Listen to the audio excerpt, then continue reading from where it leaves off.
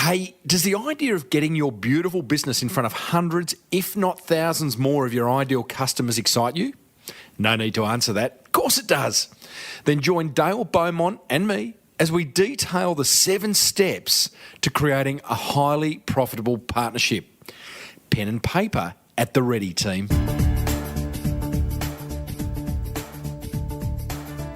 Now, before we get carried away with episode 369 of the Small Business Big Marketing Show, the marketing gold that's about to rain down on us all is made possible thanks to Cornerstone and 52ways.biz. Now, 52ways.biz is a free one-day live event that's filling up fast, hosted by small business expert Dale Beaumont, who joins us on this show today. And it's for business owners who want to grow. Grab your free tickets over at 52ways.biz before it's too late. And we're also made possible thanks to the very good folk at Cornerstone, which is an Aussie-owned, family-run outsourcing business based in the Philippines. In fact, I love what they're doing for small business owners so much, I own part of the company. If you need help getting stuff done without spending a fortune, call Cornerstone on 02 9037 8275. Well, I said, welcome to a small business marketing show, where successful small business owners share their souls to take your marketing straight to the lead. Now, here's your host, Mr. Timbo Reid. And welcome back to the Small Business Big Marketing Show. I'm your host, Timbo Reid, but you, infinitely more importantly, are a motivated business owner and you are ready to crank out some great marketing to build that beautiful business of yours into the empire it deserves to be. If not today, then when? Great time to start. If you're a long-time listener of this show, then you probably started a long time ago. Well done to you. And if it's your first time round, a big, warm welcome. Big show today. Dale Beaumont joins us, and he's going to share 7 steps to creating highly profitable partnerships. This is a masterclass. This is not a podcast episode, it's a masterclass. He also shares another productivity tool to make your life a whole lot easier. I share another low-cost marketing idea that's all about ensuring you have ridiculously consistent branding. And we go back into the vault revisiting a past yet very inspiring episode. As per usual, team, there is G.O.L.D dripping from the ceiling over here at Small Business Big Marketing's HQ. So let's get stuck right in. Hey, I am doing this, FYI, from my hotel room in Cairns. I'm about to speak to 700 tradies tomorrow at the Cairns Exhibition Centre. It's called LaserCon. It's a conference put on by the Laser Group. You might remember I did an episode a few months ago, almost 12 months ago, in which it was all about racing car sponsorship. Well, the business that does racing car sponsorship as a marketing strategy is putting on this conference tomorrow, and I'm the opening keynote speaker. Pretty chuffed about that. Thank you, Steve, the owner of Laser Group. Hey, I also wanted to thank you, if you're one of the many listeners who've kindly left a listener review on the Apple iTunes store. You know, I can't respond to them. iTunes just doesn't allow it. It's a one-way street. But I read every single one of them. And at the time of doing this, there's 368 on the Apple iTunes store. I'm really stoked about that. Not only does it boost my ego, and that's not hard, it boosts my rankings as well. So thank you. And if you haven't left one, would love you to. Now, let me see. What's this little button do? What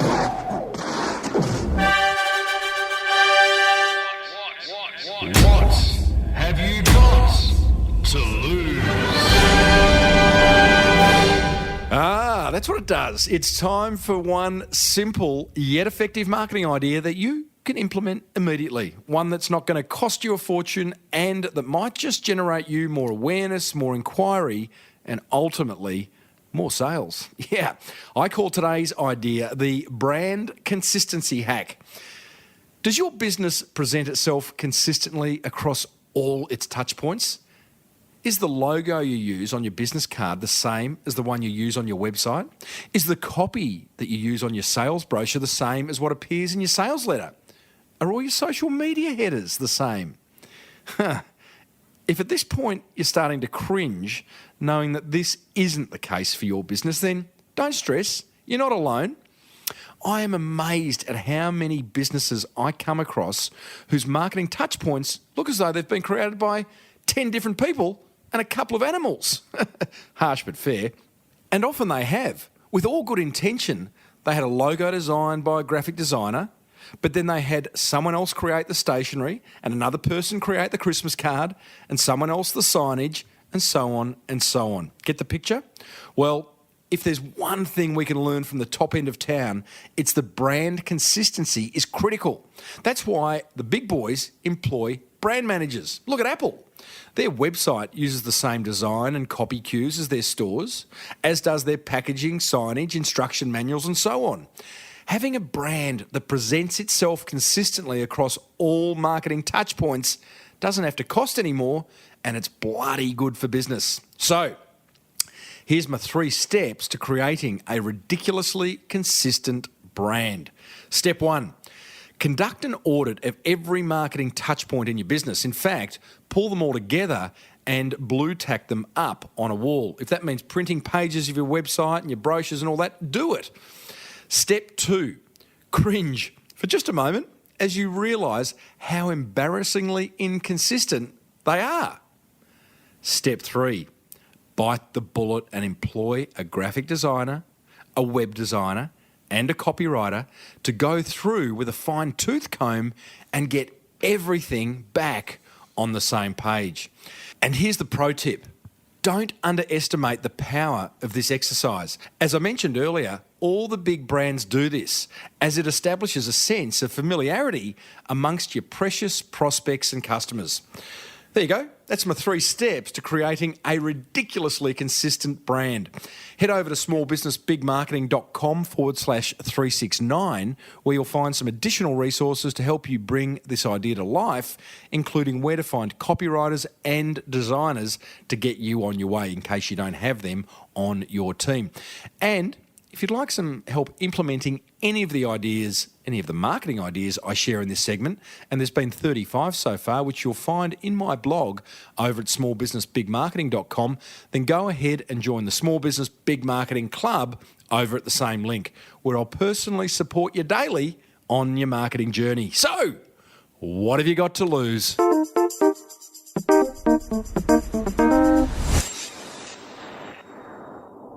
Coming up after today's interview, we revisit a more recent episode from the Small Business Big Marketing Show's archive that made me incredibly envious. But right now, let's meet today's successful business owner, Dale Beaumont of Business Blueprint. Now, you might like to grab a pen and paper. I've got to tell you, as you are about to be given the 7 steps to creating highly profitable partnerships. This is a masterclass, as I said at the top of the show. It's not a podcast episode. Now, Dale has been helping businesses grow for over a decade with his Blueprint membership program. He's also the brains behind the 52 Ways live events. I attended the Melbourne one yesterday, and boy, oh boy, it was incredible. If you've got the opportunity to go to one in one of the other states or in New Zealand, seriously, it's a free day of just like my mind-blowingly good content. Now, what I love about Dale is his unwavering commitment to helping business owners create a business and a lifestyle they love. Plus, he practices what he preaches. Every business building idea he shares, he's tested in his own business, including this partnership one that we're about to go through. If you'd like to learn more about Dale and the huge success that he's created in his own multi-million-dollar business, you can go back to episode 176. He appeared on this show years ago. Because in this chat, we get very specific on one particular marketing strategy around partnerships. It's a strategy that both Dale and I have been using effectively for years, and seriously, you should too. So, I started off by asking Dale, what's the best business partnership he's been a part of? Well, yeah, I've done lots of partnerships over the years. You know, my clients are all small business owners, SMEs, so you've got to ask yourself the question, who already has those clients? So over the years, we've done a lot of partnerships with accountants because they have a lot of small business clients. We've also done partnerships as well with a accounting software company as well, and also a company that specialises in business insurance as well, that all have tens of thousands of customers on their books, and we've been able to come up with some partnerships that have been very fruitful for both sides. So why those ones? Notice you weren't too specific there by mentioning names, by the way. Is there a reason for that? Oh, I can mention some of the names, Yeah. but one of them was Biz Cover, which is the biggest sort of insurance company as well. Yeah, right. You know, we're in talks with a couple of different accounting software companies right now. We've done some work with Reckon as well, and a number of other different, and also mine. So what was it about those partnerships that made them so fantastic? Yeah, I think when it comes to partnerships, the great thing about it is that they're lending effectively like they're endorsing you to their clients. Mm-hmm. So it comes with that trust that they have already built up over years and years and years, then gets transported to you. Mm-hmm. Then the other benefit of it is, unlike other forms of marketing, which are becoming more and more expensive, other than time, then it's free. You just need to make sure that you are able to, you know, some of the smaller ones you can do in a matter of weeks. Some of the bigger ones might take 3 months to sort of 6 months. Yeah, well, especially if you're dealing with corporates as well, and you need to lock yourself in for at least 6 or 7 sort of meetings and cups of coffee, which can become quite frustrating after a while, but they can be very, very rewarding. Certainly for me, a partnership that this show has really benefited from has been Virgin Airlines. Mm-hmm. So I've seen that, and that probably took, I'm going to say 6 months, Yep. where, it was a bit of back and forth. No really long meetings. I mean, they heard my show. They thought they didn't have a business show. That this show now goes out on Virgin domestically and internationally, and I can see a direct line from audience growth. In audience growth, it's been amazing, right? And that was a perfect partnership. Not everyone who flies Virgin is a business owner, but clearly there's enough to see an increase. So they work. So define partnership for me. So the partnership is really where two companies come together for mutual gain. They realise the fact that they both share the same clients, but they're in very different businesses. And if we use an example that many people know, we can take, for example, McDonald's and Disney. They sort of worked out 20 or 30 years ago that McDonald's was never going to get into the movie business, and Disney was never going to get into the fast food business, but they both share this common this common market of families and kids.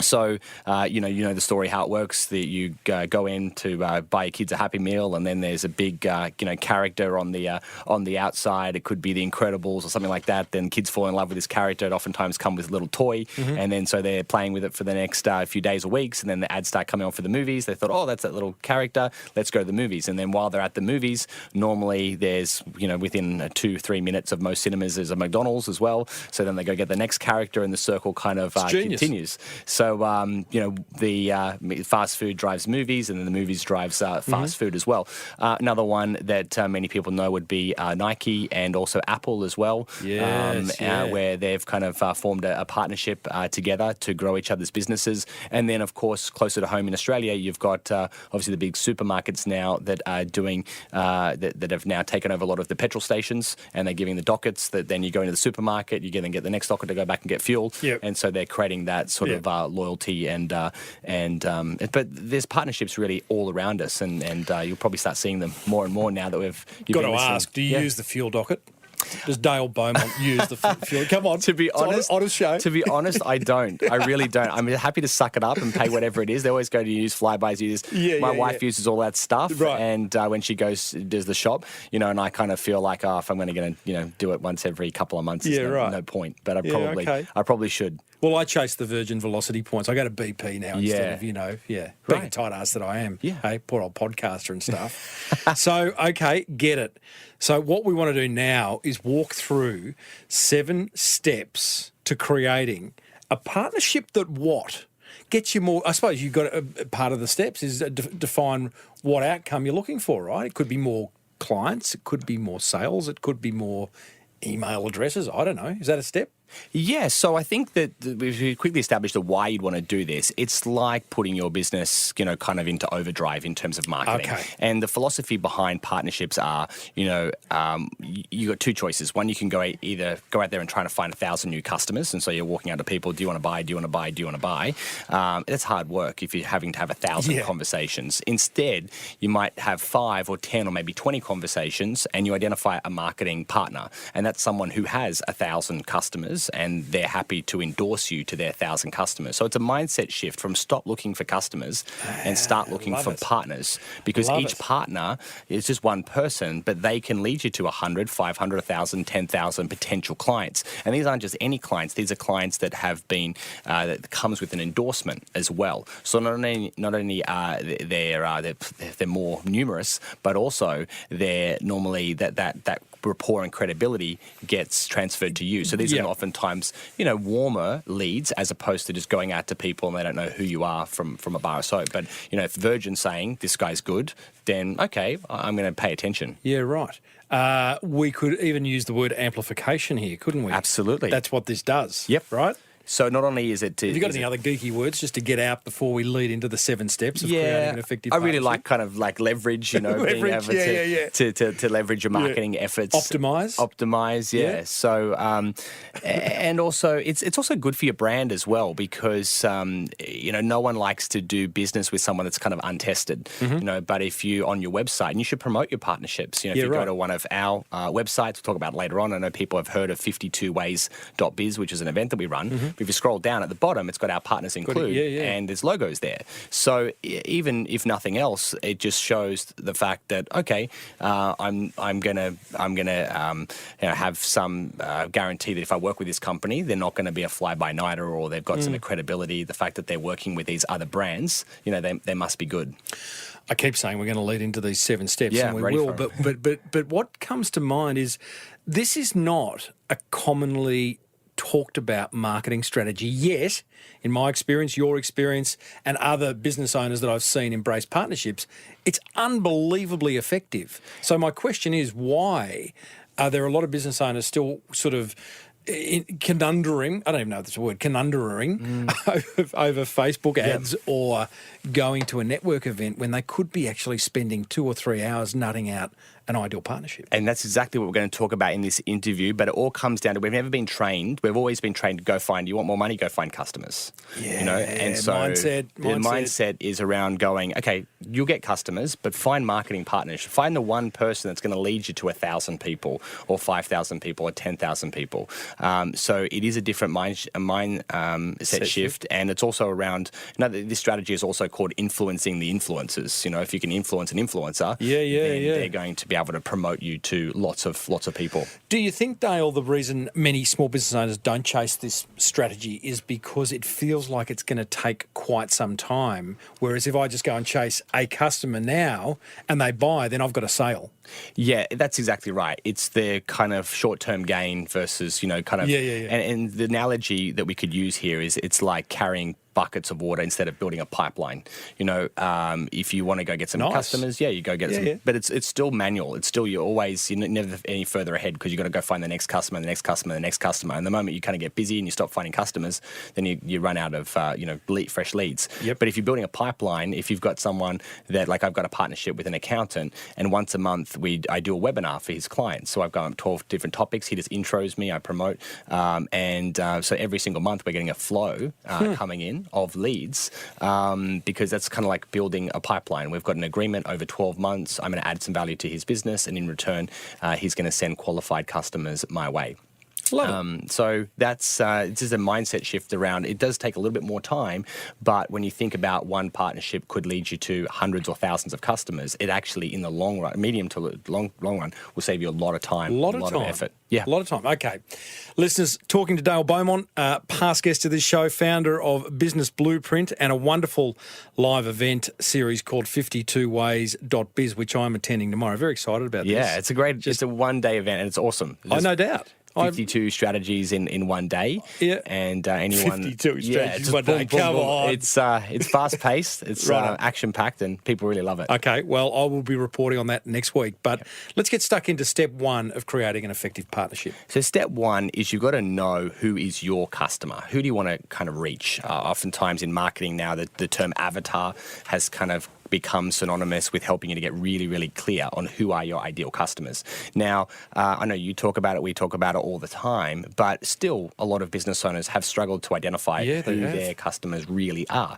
You know, you ask them, who do you market to? And they say, well, everybody, you know. Yeah. So that's a real kind of problem because it's very hard to identify, go to the step number 2 and 3 if you don't know who it is that you're actually looking for. So take some time to get really clear on what does your ideal customer look like. You can look at some of the demographics, you know, what gender, what age, you know, what location do they live in as well. Then you could look at things like their status. Are they single? Are they married? You know, do they have kids? But then also some of their sort of more psychographics as well, like their fears and frustrations, their dreams, their desires, their things that they are frustrated by. So all of those things as well kind of make up a description of who your ideal customers are. So if people are struggling with it, I just say, look, pull out a pen or jump on your computer, just start writing a page, start writing and keep writing a whole page. And if you force yourself to just go deeper and deeper and deeper and deeper, you really start to develop a profile of who your ideal customers are. And there may well be someone in your friendship group or your wider community that you go, oh, that person they are my ideal customer. She's everything I want in a client. So if that's the case, then work your way backwards. Go, okay, she's the ideal client. What is it about her that you love? Yep. You can pick a person, or you might pick 10 of your top 10 clients and look at what are the things that are consistent, commonalities around those people as well. The other thing you can do as well, a lot of people don't know this, but it's just on location, but you can go to your credit card company and ask for the postcodes of the people that have actually spent the most amount of money with you. Oh, wow. And so you can actually start to see where your customers actually are. And you might find that they might come from 2 or 3 suburbs. Just let me get clear there. Your credit card company is going to give you something for free. Yes. You want to retract that? This, I know we have done this with American Express. Right. And so it comes, I'm not too sure if MasterCard and Visa offer it as well. But we basically were able to get a printout of all the postcodes where our clients actually come from. And we can see it broken down by kind of density as well, which was really useful. Demographic, it's useful. Yeah, it's one of the your factors. psychographic stuff is so much more interesting, isn't it? Totally. In regards to your business and understanding your ideal customer, what have you got? Have you got some photos of different types of people, or have you got a one-pager that describes? What have you got? Yeah, so we've got a customer avatar, and the main one we have is called, and we've even given him a name, called Middle Mandy, and we also have Startup Sally, Middle Mandy, and High Flying Harry. Right. So we actually have 3. Yep. So ours is kind of like a little bit of a bell curve, where around 20% of our customers would be startup entrepreneurs, people that are deciding, that's it, sick of working for someone else, and I really want to break out and start my own business. So oftentimes, as opposed to people in their sort of 20s and 30s, a lot of our startups that we work with are people in their 30s, 40s, and 50s. Sometimes we call them even late bloomers. They're people that have become unhappy working for someone else. Cubicle escapees, Dale. Yeah, that's Cubicle right. escapees. And really want to get out there and give it a crack. Yep. And so that's Startup Sally, and we've got a whole profile and description of what she looks like. And there could be a male as well, but we given them these characters. And then we have Middle Mandy. And Middle Mandy is someone that has been in business for probably 10 to 15 years, doing somewhere between maybe $500,000 and maybe $1 million in revenue, 4 or 5 staff. But really, their biggest problem is they just have no life. They're working too many hours. They just are really in the trenches sort of every day, and they've kind of been doing this now for a decade and going, I'm really sick of putting in these hard hours. There's got to be something better than this. And so how do I get out of this sort of rat race, and how do I get a business that can finally start to give me some of the freedom and the time that I really deserve? And then you've got High Flying Harry. And High Flying Harry is someone that has probably been in business for maybe 20 years, been really successful. But the problem is businesses being built for another generation. And they've got oftentimes very old sort of systems and very kind of poor sort of marketing. So they want to upskill, they want to upgrade and build a business for the future. So knowing these profiles, I'm guessing, leads into step 2 of building an effective partnership, which is, now that you know who you want to appeal to, do you then ask yourself, who else has the eyes and ears of these Exactly. avatars? So number 2 is then who has these customers. Great. So now there's a few interesting techniques that you can use in order to come up with this as well. So the first big question is who already has your customer? Now you know who you're looking for, who already has them.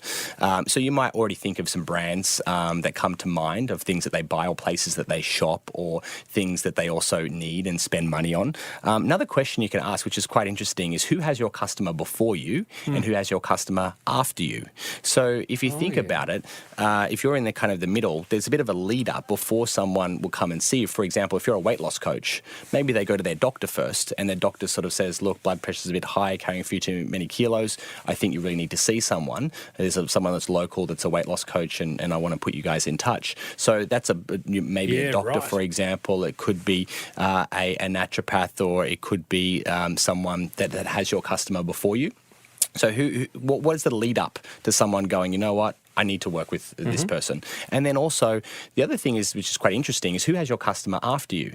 Because when you work with someone, you solve a problem, but in solving that problem, you actually create another problem. Yeah. And they then need to go elsewhere to actually find those kind of like answers. So for example, in our kind of business, we've helped a lot of people become successful and make more money, and oftentimes they then sort of have a problem with regards to sort of tax, or they might be looking to invest. Now, we don't do any investments in our company, but we then send our clients to other people that they can go to get advice around structures or tax or those type of things. Now, we're helping them, so they should be helping us. So we now have partnerships with those people to reciprocate, because we're sending them clients anyway.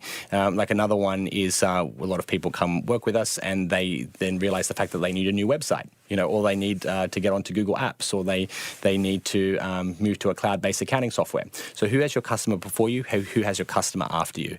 Now, one more little technique, and then we can move on to the next point that's also useful, is going, what magazines does your avatar, does your ideal customer read? What kind of magazines? And then go and buy these magazines. It's a bit old school, but we'll keep going. Yeah. But now you're not going to look at the articles. You're going to look at who's advertising in those. Who's advertising. So who's trying to reach those people? So all of those people that are advertising in business magazines, in my case, they're all potential partners, because they're the ones that are paying good money I like that, to Dale. advertise to people. So if you're... We could probably extend that into websites and... Exactly. Who's got banners, who's got banner ads on those websites. But the magazines are still, if there is a magazine in your particular industry, who's advertising or who's running Facebook ads in your industry to try and get to your customers. When was the last time you bought a magazine? Actually, about 3 days ago, supporting Really? one of my friends, Lisa Messenger. Lisa Messenger has a magazine called The Collective, and so she oftentimes sends me copies, or when I catch up, she gives me a bunch. But I try to collect every issue. She got Jamie Oliver on the front cover of her latest. Oh, she didn't meet him, did one. She? She did. She met Jamie Oliver. They had a photo shoot together. Not happy. Yeah. There's a bit of bromance between Jamie and I. He doesn't know that, right? But well, I mean, what a marketer! Hey, he's amazing. Amazing. Another conversation altogether. But wow, that's cool. I mean, I facetiously said, when was the last time you bought a magazine? But that said, cycles, right? Everyone's online. Magazines kind of get read. Yeah, you could argue. You can, and you've done a little segment on my show around maglogs. Magalogs, absolutely. Something physical. Magalog is like a cross between a magazine and a catalogue, and they're really, really powerful. It's basically like putting a salesperson, in print, and magalogs can be really effective. I love that. When everyone else is yelling, whisper. Yeah. I digressed. So we have so far identified who our ideal customers are. We have gone and identified who has the eyes and ears of those customers. We've gone and bought some magazines to see who's advertising in those magazines in the industries in which we are interested. Exactly. And now we've got a long list. Yes. So we start our list, and normally what we do with our list, you break it up into businesses and industries. So if you think of a business, and it could be, for example, snap printing, then you go, great. Now, what industry are they in? Well, they're in printing. What are the other types of printing businesses. So you could put down Vistaprint, and you could put down, Officeworks and a whole bunch of different ones. So once you identify a business, then sort of chunk up, find out what industry they're in, and come up with at least 4 or 5 other alternatives from that same industry. Because when you're doing partnerships, if you can sort of be negotiating, create some competitive tension, say, look, I'm in talks with this company and this company right now. We're looking for the ideal insurance provider.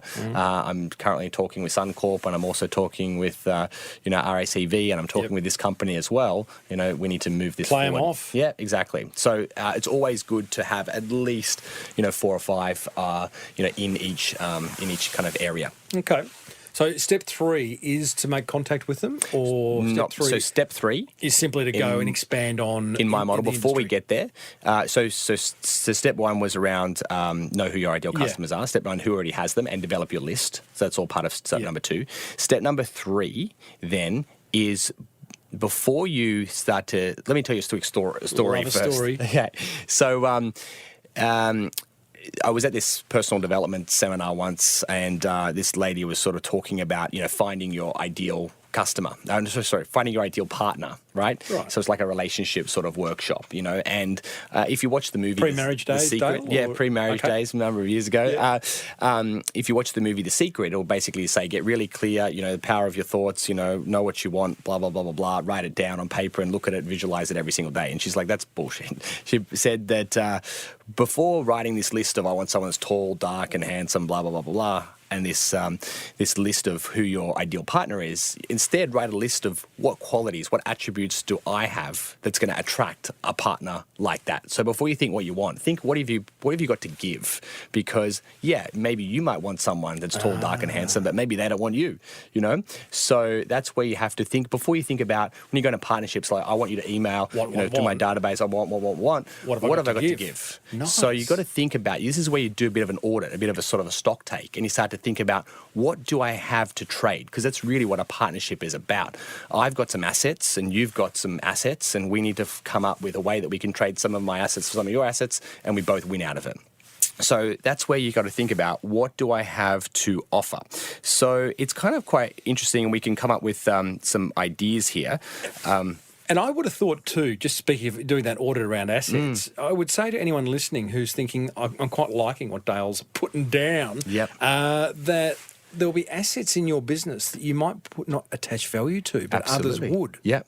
And the first one that we can jump right in there, and I know you're a big believer in this, is knowledge. You're also, every person, as you say, is sitting in a mountain of knowledge, that's in their head. Yep. And so one of the things, for example, is the knowledge that you have. So it could be articles that you've written. It could be things like maybe videos that you have produced, or the fact that you can stand up and you can speak, or you can do like a webinar, for example. Because one of the types of businesses that I do partnerships with is like accountants. Now, accountants are great accountants, but oftentimes get them in front of a room full of people and have them actually speak. Hello to all you accountants out there. They oftentimes really struggle. Yeah. So I basically have approached a number of accountants before and said, how about we put on an event for your clients? We'll call it like a client appreciation event. We'll invite your clients along, and they'll get 2 hours of awesome content. And so what we will do is, all you got to do is give a 30-second intro, and then I'll come up and I'll do the speech, and at the end you just thank everybody, and then we'll go have drinks. Happy days. So that's all they need to do. So what we're able to do is use an asset that I have, which is my ability to speak or my knowledge, and what they have, what they're bringing to the table is their list and their customers. So that is where we've formed a great exchange.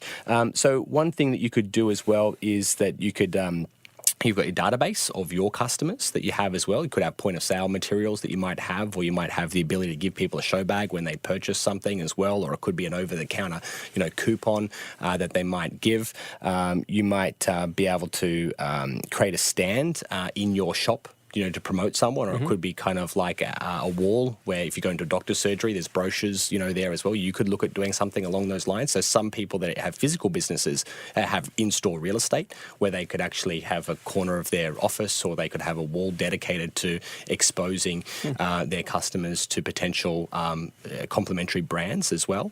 So if you really start thinking about it, you realize that you want to come up with at least 5 things that you've got to offer, because different things will motivate different people. Another thing as well, you might even be able to offer a financial incentive. You know, if someone said to you, okay, how much would you be prepared to give away? Would it be 5%, 10%? Some businesses could be even more depending on your margins. So that's another asset you have. You can actually give people a commission. I can see where this is going because in classic sponsorship parlance, which is this is sort of similar. You're partnering up with someone. It's like, what have I got and what do I want? Yes. Right? They're the two questions. You answer those two questions and you're off to the races. Exactly. So right now, you've got us detailing an audit list of what we've got to offer a potential partner. And I'm guessing you would keep referencing back to that list. So the insurance companies that you listed, you might have different things for them than you would for the printers that you're listing, right? So it's not going to be one list fits all. Could be. Let's not complicate it because we want people to embrace this strategy, but you could kind of get quite micro in the way you decide what have you got to offer, right? And I know that we went, into the digital. We talked about magazines before, but we then talked about Facebook ads.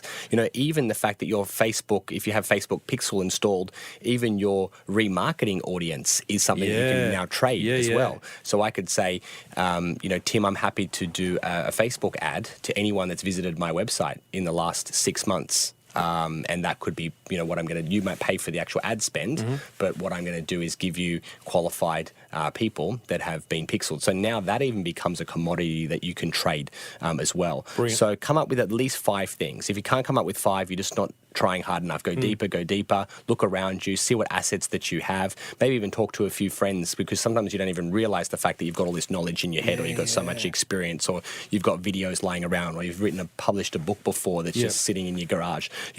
Everyone has assets. Think about what they are. Talk to other business colleagues. I'm feeling like this could be a really good brainstorming session for 2 or 3 different business owners to sit down, go through this episode and actually literally stop. Okay, what do you got to offer? What do you got to offer? And help each other articulate. Because sometimes, as you say, we don't see what's right in front of us, but others do. Step 4.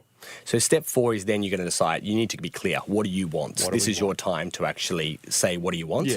And what you need to do. My daughter's very good at this. Can we just get her on the phone? Exactly. Kids are very, very good at knowing what they want. But the reason why it comes after is because a lot of times we just focus on what we want, not on what we have to give. And so it becomes really sort of self-serving and people kind of realize the fact that you're going in and you're just looking, what can I get, not what can I give. But once we're ready for that, you do have to be clear. What do I want? And what are the best actions that are going to lead to growth in my business? So if the question I'd ask is, if I was to wave a magic wand, Tim, and do any action for you that was going to help and improve your business, what would that one thing be? Yeah, right. Well, in an ideal world, I'd love you to send an email to your database with this particular link. Great, that's awesome. But what about if for some reason I don't have a database or I've already got my schedule booked for the next? What's the next best thing that I could do for you? And say, well, the next best thing is that you could give a book to every single person that comes along to one of your events or whatever. So what we need to do is come up with at least 5 things as well that would benefit me. Maybe we could do a video together and we send it out to our database, or maybe you could give out a flyer to every single person that comes along to one of your events. And this is, from my friend Dale Beaumont, here's a gift or something along those lines. So come up with at least 5 things that are going to add value to you. It could even just be sharing content. Like if they maybe aren't prepared to send out an email linking people directly to my website, well, maybe I'll do a guest blog post on your website. And then as long as I give great content, maybe at the end, then I could say, hey, if you want to find out more, then click on this link and come to the website. So come up with at least 5 things that you're prepared to give and at least 5 things that is going to add value back to you. Does it need to be equal? Does it need to be 5 for 5, 4 for 4, or it could be I've got one really big need? Yeah, I've got 5 gives. I probably think you should probably at least have five gives, and you could limit the number of needs or wants, maybe down to 3. But the thing is, you can't just have one because maybe they say no, it's not going to work, or we don't do this because. What else have you got? And you've got to think on your feet and go, well, this would be ideal, but if we can't do that, we could do this, and if we can't do that, we could do this. Which one's the easiest? And they can go, oh, look, I can get sign off for that tomorrow, but this one's going to have to, take 3 months, and they're going to have to do this, and it's too hard and too difficult, and we just want to move forward. So that's number 4. Love it. So just in case listeners have tuned in, but you don't really do that on a podcast because you start from the start and work your way through. But what Dale Beaumont and I are doing is working our way through 7 steps to creating highly profitable, highly effective partnerships. We've identified who we want to sell. We want to partner. We've identified who we want to sell to, our ideal clients. We've identified ideal partners. We've figured out what we've got to give. We've figured out what we'd like back. And now we're up to step 5. Okay, so the next one, number 5, is then make contact. And what you need to develop is a contact strategy. I'm starting to sweat now because this involves getting past Dobermans and having your pitch right and so many things. Yeah. Not that I want to put anyone off, but like true, right? This is where a lot of people then get, and they stop. Yeah. So what I want to do now is give people maybe 4 or 5 different ideas about how they can make contact, because you might go, I don't want to pick up the phone, but I can do this or I can do that. So let me give people a few options and come up with a strategy that kind of works for you. So one of them is to pick up the phone and actually have a chat. So what we could probably do is even give some examples of what you could say on the phone that might kind of help. So oftentimes if I was talking to an accountant, for example, I might go, hey, this is Tim, yep, great. Over the years, a lot of clients have asked me, do I know a good accountant? And over the years, I've just been telling them to go to Google. However, I'd rather actually send them to someone that I have an existing relationship with. Can I ask you, are you looking for more customers right now? So that's the magic question. Do you want more customers right now? Right. And anyone is going to say, well, of course. And then you're going to say, okay, well, great. Well, before I can refer business to you, how about we have a coffee and get to know each other and then see how we can, how we can help each other both ways. So the key thing there is just to keep it short, really, on the phone, and say over the years, a lot of people have asked me, do I know a good X? So you could, be a dry cleaning business or whatever, and over the years, a number of people have asked me, do I know a good tailor? Yeah, sure. Because you've dry cleaned something and maybe there's a rip in something. So, and at the moment I've just been saying, sorry, just go to Google or I can't help you. But I'd really love to actually send them to a tailor that I have a relationship with. So would you like some more customers? The person's going to go, yes. Well, how about we get to know each other a bit better and find out how we can help each other grow? What do you say to those listeners who are going, sounds good, sounds a bit slimy though, a bit sleazy? Yeah. Or is that just me? Yeah, if you really think about what your intention here, you're generally going, I want to, I've got customers and you've got customers and we're both in non-competing businesses. And if you want to just do straight talking, you can just say right up front, we share the same customers. We're not competing. I'm not going to become a tailor. You're probably not going to become a dry cleaner overnight. So how about we catch up and I can see how we could actually make this a win-win partnership for both of us. Love it. Straight talk. Straight talk. Anyone that... no big words. Yep, no big words. And the question then is, are you looking for more customers? And if, great, well, I've got customers that I'd love to send them, someone that I know, as opposed to just sending them to Google. Okay, so we've picked up the phone. We're asking if we want more customers. What's another way of getting through to we can do the same thing, but on email. But on email... Can I just pause, Dale? Who are we trying to get to here? So oftentimes it depends on the business. If it's a small business to another small business, then you're just talking straight to the owner. Right. If it's a major company, then oftentimes it's the CMO who looks after marketing in these bigger kind of companies. Gotcha. Yeah, it depends. If it's really just around digital, it could be like a digital marketing officer, or otherwise you could go straight to the top. The CMOs normally where you'd talk to. So the other one is email. And again, same thing on email. What you should not do is do a big long email saying I've been in business for 25 years and I've got all this experience and I'm awards and blah, blah, blah, blah, blah, blah.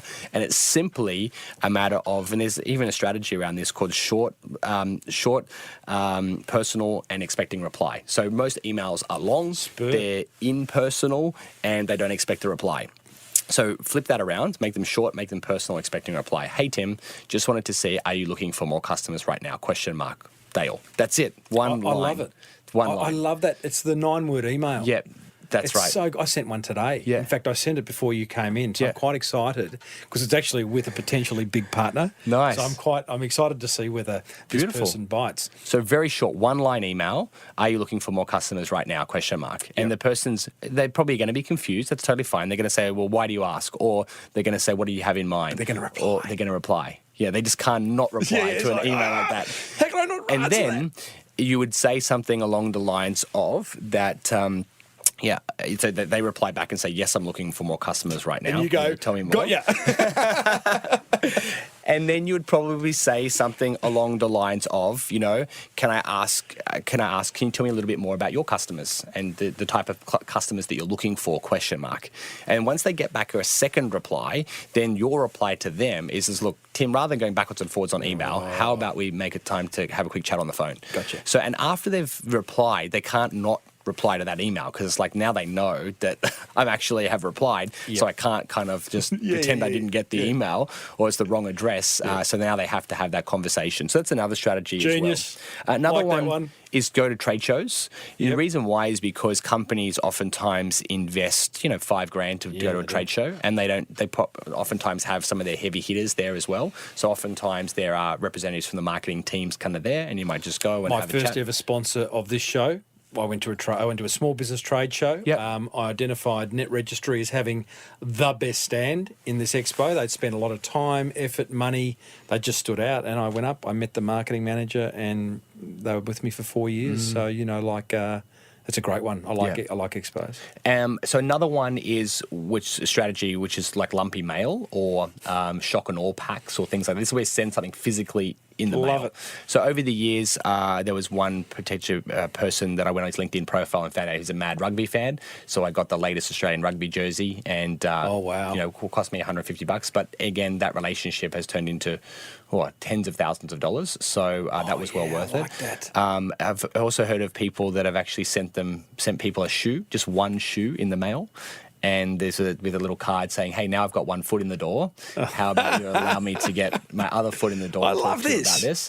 about this. I've had people that delivered. I haven't done this personally, but one of my clients delivered like a fish bowl, and it was something like, if you're going fishing and you don't have any bait, then so it was something along this kind of analogy of the angle he came up with. Another one which has been really good as well, shock and awe pack. This is really cool. I think it's called Budsy.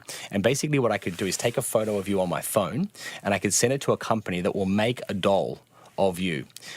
And it costs around about $100. Stop it. So it's a doll of you, and then I could put it in a box, and I could send it to you, and you would go, oh my God, and you're going to pick up the phone, and guaranteed you're going to give me a call back. Budsy. Yeah, Budsy. Australian? It's an American company, and I'm waiting to find someone in Australia. If someone's out there that wants a business idea, I will send you hundreds of clients if you can make dolls of selfie photo, get their LinkedIn profile, send it to them, and they will make a doll based on your face. Shock and awe. It's amazing. So that's a shock and awe pack. Okay. So you've got the phone call, pick up the phone. You've got short, sharp, expecting a reply email, the one-line email.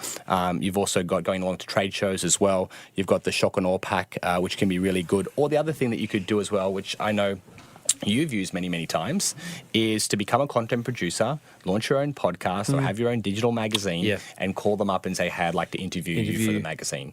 And that is a great way to, cut through all of the gatekeepers, and you then have half an hour of time where you really do a good job in adding value. And then at the end, they're going to be curious, who are you? Tell me more about your business. And now, you go, well, let's catch up and let's talk a bit about how we can help each other. I could talk about that for a long time, Dale. I won't, but suffice to say, the email subject line and interview request ... gets opened and responded to 100% of the time. Yep. Because we like to talk about ourselves. Totally. Right? Yep. And I'd never started this podcast as a way of getting in the door, but it's got me in the door, right? I mean, look at you sitting in front of the great man. Hey? I'm honoured. So, okay, we've got 5 ways of getting past the Doberman, and making contact. We've spoken about, because there's 2 parts to that. There's the medium, which is shock and awe, or phone call, or email. There's the message in there as well. Now, you touched on that because it's like, do you want more clients, or we just go straight for the jugular and say, hey, listen, you and I share similar clients, but we're not competitive. Yep. But just have your pitch right. And we've spoken a lot about pitch on this show. Totally. I've had what was his name? Oren Clef, or is it? Yep. The pitch guy. So it's very important. And again, and I struggle with this. Like, don't be verbose. Like, less is more. Yep. and I'll shut up now. Yeah. Step 6. Okay, step 6. Step 6 is what I call do the dance. And this is whereby there is no, at this point, you're having a coffee with them, or you're chatting with them further on the phone. You've got a scheduled meeting, and now you're kind of trying to work out how we could put a deal together. So normally at this point, what I find is it's all about it's just asking questions, and it's just about showing interest. And so you know why we're having this conversation, because we both share clients, but we're not directly competing, and we're going to see what we can do to help each other grow. So I'd then be going to question mode, and I just starting to be asking questions. So things like, tell me a bit more about your business. How did you get into that? What are some of your goals over the next 12 months? What are your most effective ways to get customers?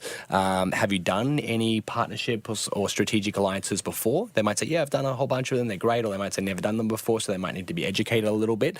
Another thing I oftentimes ask is, what would really help you? Can right I just now? pause there? That's interesting. Educating a potential partner on partnerships, because they might not know this strategy. They so may you not. could actually come clean and go, you know what I'm doing here? Let me explain. Yeah. In fact, can we just play this podcast episode and we'll talk after that? Exactly. But that's interesting. So, you don't assume that your ideal partner knows how powerful a strategy this is. Yeah, exactly. And it's a really good one for me, question to ask, to get a bit of a gauge of where they're at. So if you have done any partnerships before, on one end of the spectrum, they're going to go, what's that? Never heard of them. And on another end, there's we've got tracking links set up, and you can go online and you can register, and there's someone that's got it all kind of figured out. Yeah, wow. They're hardcore affiliate marketing and all that stuff. But there's some of people in the middle that go, yeah, I've done a couple of those over the years. And then I'll just say, well, what happened with them? Or how did they go? Or what worked and what didn't work about those partnerships? So I just become like a bit of a detective, just asking questions and really showing genuine interest. Then I would start to sort of go fishing a little bit and start to ask some more direct questions, like, do you have a database? And how many people do you have on the database, if you don't mind me asking? What system is it currently in? What do you use? Do you use MailChimp? Do you use, Infusionsoft or ActiveCampaign? What sort of system do you use? I'm kind of starting to think about now, is this person going to be able to send an email? You go to some accountants and they're like, oh, I don't have a database. It's like, how are you running your business? I send them a Christmas card once a year. So I'm like, okay, here we go. So we now have to think differently around what we can do there. How often do you communicate with them? If they kind of go, I'll communicate with them once a year, I'm kind of like the likelihood of them just sending out an email out of the blue and going, hey, by the way, this guy's really great, is probably going to be a big ask, because they don't understand the importance of communicating with their customers. But if they're like, oh, look, we communicate with our customers every week and we're always looking for, useful information to share, then I can probably go, okay, we might be able to get an article in there, or maybe they can do some type of, hey, here's a great report, or get two chapters of Tim's latest book or something along those lines. And then oftentimes I would say another question I ask is, when was the last time you gave your customers a gift? And they'll probably say never. Yeah. Great. What do you think they would think if, when they purchased a product from you, you said, here's a $20 gift voucher to our friends down the road that do X, Y, Z, and they do a really fantastic job, and here's $20 that are on us? What do you think they'd say? Well, they'd probably say, well, it's awesome, or fantastic, or thank you. Thank you. Great. Well, how about we did something like that, where we actually gave every single person that bought from you a $20 gift voucher to say thanks?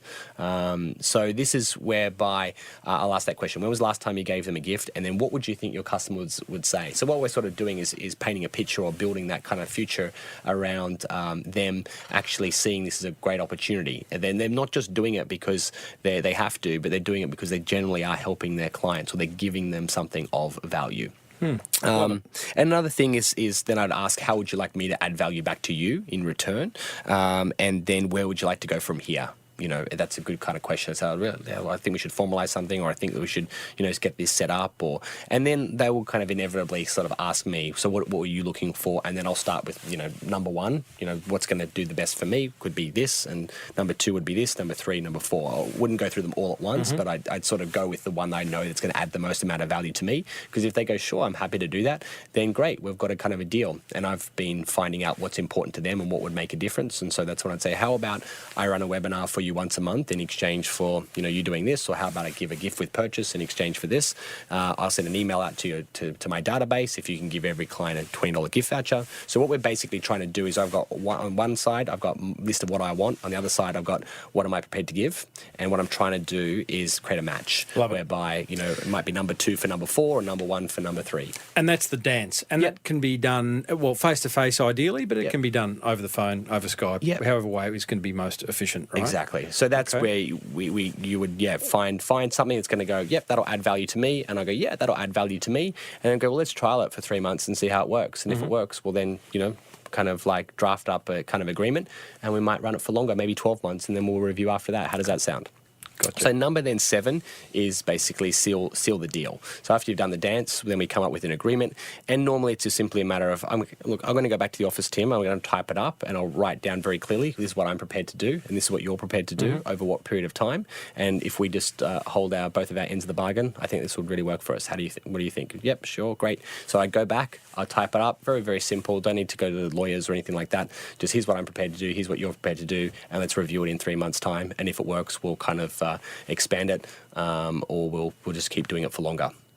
So that's number 7. Partnership locked and loaded. Seal the deal, and then you just go, great, now that works, so then I'll go and do another partnership with someone else and another partnership with someone else. So if you could sort of try to get one partner, if you one of the actions was just try to get one partner a month, then after 12 months you'd have 12 partners, and if they were sending you 5 clients a week, not a huge amount, but if you had 10 businesses, that's 50 new clients a week that is just flowing through. The phone's ringing, emails are coming in. These are what I talk about, building a pipeline. You don't have to go, I need more customers. I've got to go out there and crank the marketing engine up. You should just be having a flow of clients coming in on a regular basis. Thank you for sharing 7 steps to highly profitable partnerships. You have got a 52ways.biz event tomorrow in Melbourne. You've done, this will be the 3rd or the 4th in... Yeah, around the country. We've done Adelaide and Perth, and then we've got Sydney, Melbourne, Brisbane as well. What stood out for you? Has there been an aha moment where you've been up on stage, someone's asked a question, or you've shared something where you've gone, that landed? There's lots of points that kind of land. I think because you've been doing this for a while, right? I've been doing for nearly 10 years that I've been running workshops and events for business owners, and I've kind of been banging on for a long time talking around how like I remember talking about Facebook when it was like only 18 months old. Wow. Talking about social media, the rise of social media, and what is it and why it's important. Even things like Google AdWords when they first came online as well. So I was an early adopter of all this technology, and I found that a lot of people were still just not really trusting these new kind of mediums. But I saw recently that between Facebook and Google, they now control 85% of all online advertising spend is between 2 companies. And so if you want to stay relevant to your customers in the future, everything's moving, and a lot of it's from offline to online. And if you're not embracing things like Facebook and Google and many of these other tools, you're really going to get left behind. So I think I don't really have to try as hard anymore in convincing people about why they need to get on board the digital revolution, why they need to start using more modern forms of marketing, because people are feeling it. They're just knowing the phone's not ringing, or there's just not enough people kind of coming through the doors anymore, and they know that they got to do something different. So people are coming there going, all right, I'm ready now. Yeah, that's right. You're no longer having to shove it down their throat, but you are having to. They know. They haven't necessarily taken action. It's interesting. Yeah. It's like when I talk about podcasting to an audience. They're now, most of them have heard of the term podcasting. Most have listened to a podcast. Yep. Then the numbers get smaller as to someone who's subscribed to a podcast ongoing. But it's changing, and most know that, hey, this is a valid medium, and maybe even as a business owner I should podcast. Yep. And that goes for any other social media channel. It's a changing world, hey? It is. Hey, Dale, thanks for joining us again. Thanks mate. so much, Tim. I love talking to you, and it's practical stuff, like people can now hit stop and go and send like a rugby jumper or a what was it called, a budsy. A budsy. Hey, I got to go and find that. Love it. Thanks, buddy. Thanks so much.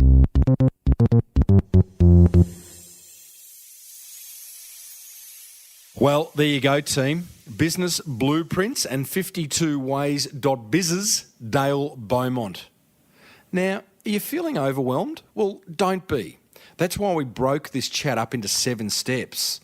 So just start at the start and work your way through.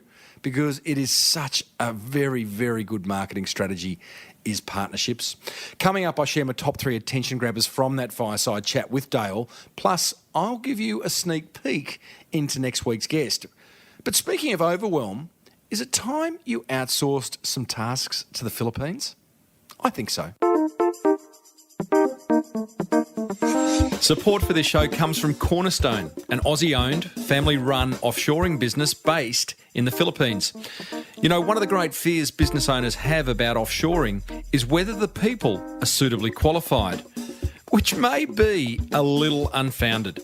I asked Cheska, Cornerstone's marketing manager, to share her background. I was a consistent university scholar.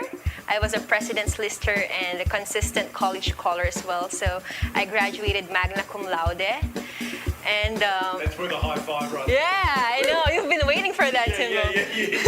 That was a build-up. Yeah, I know. Yeah, I graduated magna cum laude and I ranked 2nd in the whole university. Cornerstone, where the idea of employing someone smarter than yourself is not just encouraged, but welcomed with open arms. Start working smarter now and employ a virtual marketing assistant. Visit cornerstonebusinesssolutions.com.au or give them a call on 02 9083 6689.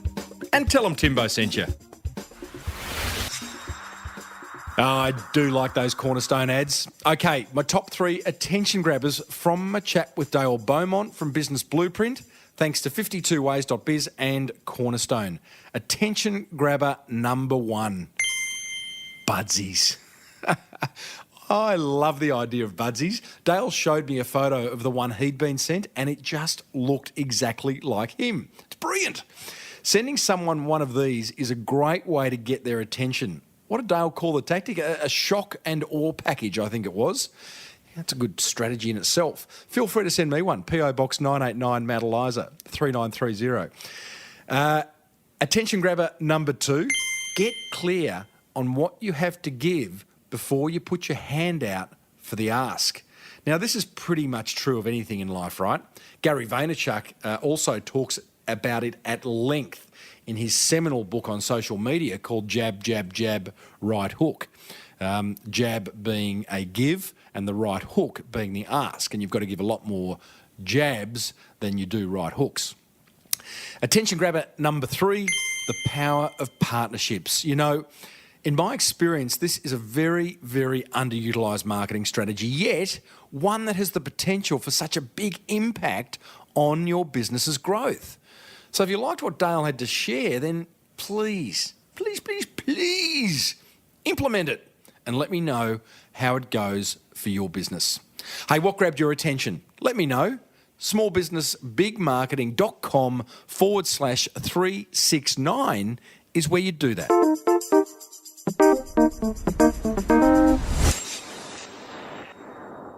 Well, just when you thought we'd finished with Dale Beaumont for the minute, think again, because it's time for him to make your life a whole lot easier.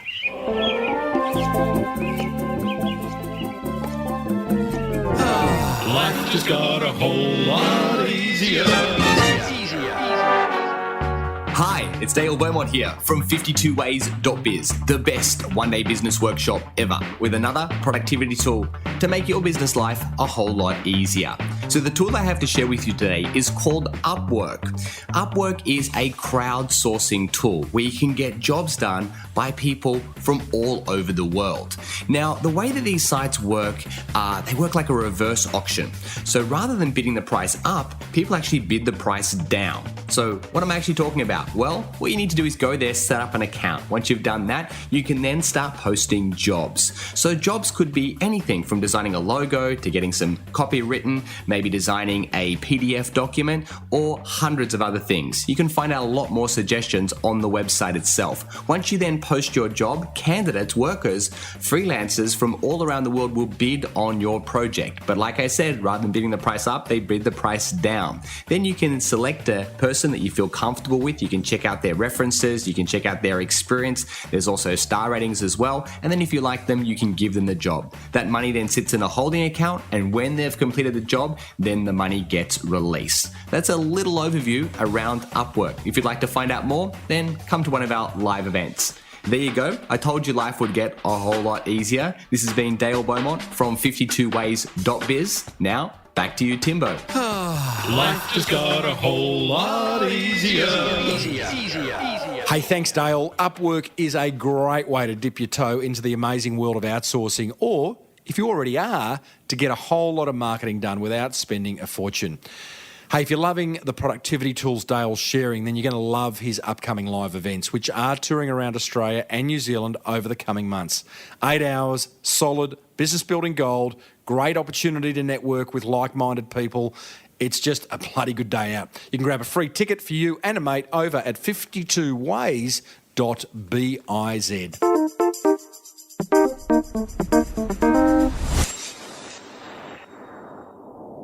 That almost wraps up another episode of the Small Business Big Marketing Show, but there is plenty of marketing gold coming your way in the weeks ahead, including a chat with a woman who's building a shoe empire in the middle of nowhere. But it's not just any shoe empire, I've got to tell you. More on her next week. Recently, I had a fireside chat with digital nomad Mark Phillips. He and his wife Linda run 2 six-figure businesses, yet have no fixed address, live in a tent, and stay nowhere longer than a week or so. As a result, Mark says the quality of his work output has never been better.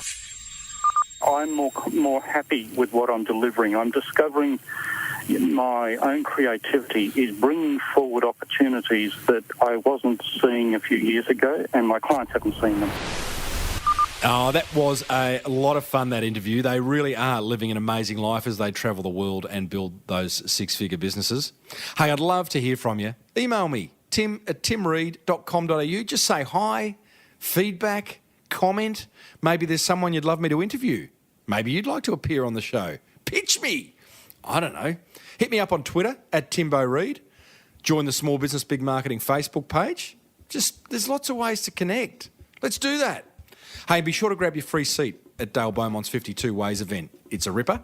Plus, if your to-do list is freaking you out, then it's time to start building that team in the Philippines.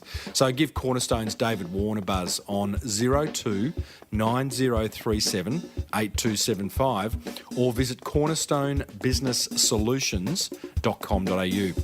If you love the Small Business Big Marketing Show, then let other business owners know about it. Grab their phone, download it into their podcast app, hit play, plug the phones in, pat them on the head, send them on their way. Until next week, I am Timbo Reid, always have been, always will be. Thanks for tuning in. May your marketing be the best marketing. Bye for now.